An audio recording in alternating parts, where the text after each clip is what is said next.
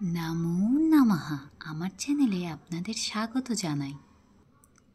আজকের আলোচ্য বিষয় অগ্নিসূক্তমের অষ্টম সূক্ত।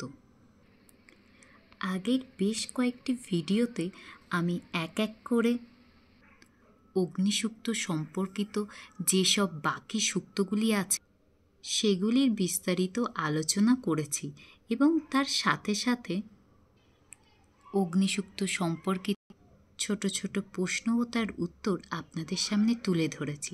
লিঙ্ক আমি ডেসক্রিপশানে দিয়ে দেবো, আপনারা অবশ্যই দেখে নেবেন।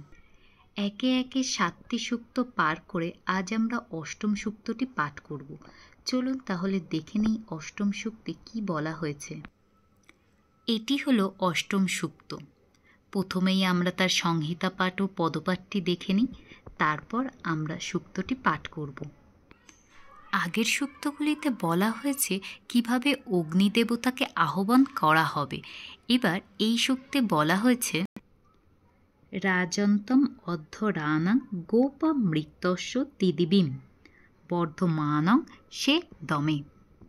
চলুন এবার আমরা দেখে নিই এই সূক্তটিকে ভাঙলে বা অন্বয় করলে কোন কোন শব্দ বার হয়ে আসে।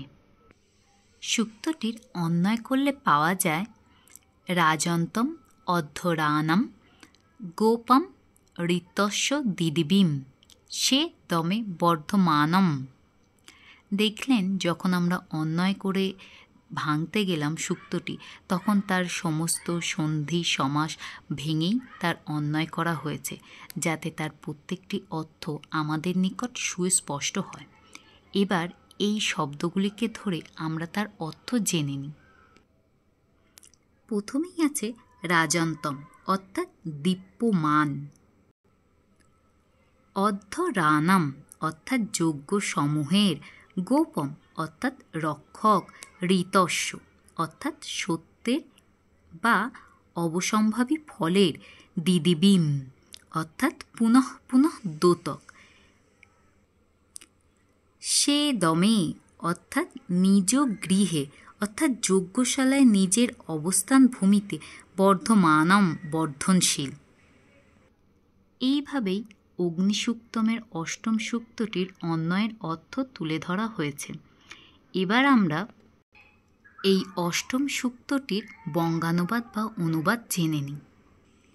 আমরা কিরূপ অগ্নির নিকট গমন করব তার অর্থে বলা হয়েছে, হে অগ্নি, তোমার নিকটে আগমন করি যে তুমি দীপ্যমান, যজ্ঞ সময়ে রক্ষক, অবসম্ভাবী ফলের দ্যোতক এবং যজ্ঞশালায় বা নিজ স্থানে বর্ধনশীল। এইভাবেই অগ্নিসূক্তমের অষ্টম সূক্তটি আমি আপনাদের সামনে অন্বয়, তার অর্থ, তার সব কিছুই আপনাদের সামনে তুলে ধরলাম। আশা করি আপনারা যথাযথ বুঝতে পেরেছেন। তাই অগ্নিসূক্তমের নেক্সট সূক্তটি দেখার জন্য আমার চ্যানেলটিকে অবশ্যই সাবস্ক্রাইব করে রাখুন এবং ভালো লাগলে অবশ্যই লাইক করুন।